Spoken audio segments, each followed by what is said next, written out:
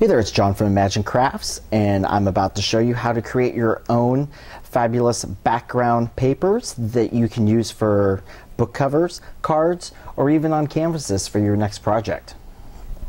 For this project, I'm going to just use some simple copy paper. I found the color copy paper works a little bit better than what's typically found in a black and white copy because it's a little bit thicker and it has a little bit of a slicker surface to it. And our main background color is going to be made with our Kaleidocolor ink pad, and this is our Tahiti ink pad. So I'm just going to click that together, and using my brayer, I'm going to roll my brayer to pick up some of the color. As you can see, I'm all inked up here. Now if I just roll this right onto the paper, you can see that it starts out strong and kind of peters out. To avoid doing this, I'm going to ink up my brayer again. And this time, I'm going to use our Ink Potion No. 9 blending solution. The blending solution also acts as an extender. And as you can see, I'm spraying this just until the ink's starting to blend together a little bit on my brayer. And when I roll this out this time, you can see I'm getting a lot more coverage out of here. You can see how even that was going all the way across the paper. So I'm going to continue doing this, and I'm just going to go in random patterns on my paper until my paper's all filled up. Nice thing about using the ink potion on here as well is that it's not going to warp and pill the paper.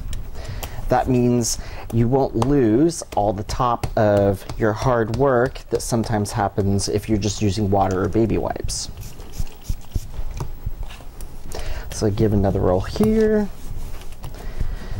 And you want to get your paper pretty much all the way covered, like this is here. Now the magic part of creating your paper to give it that vintage look is I'm just going to crumple this.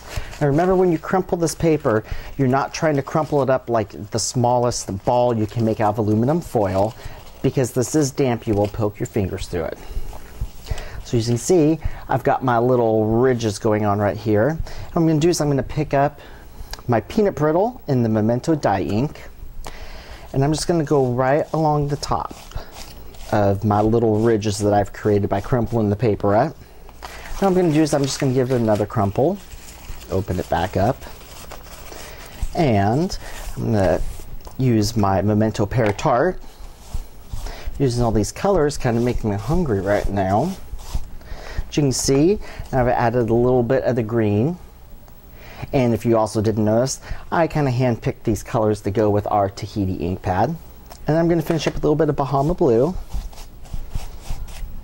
Now to finish off my vintage look, I'm going to take our fireworks and the pear tart, and what I'm going to do is add a little bit of bling on here. So I'm just going to mist my paper,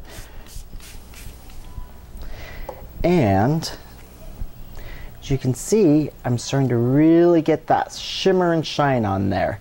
And what's nice is the more that this dries, the more the shimmer is going to start popping out, and you can really kind of see it over here on this side and right in here. That's what makes this a fabulous project for putting onto any multimedia project.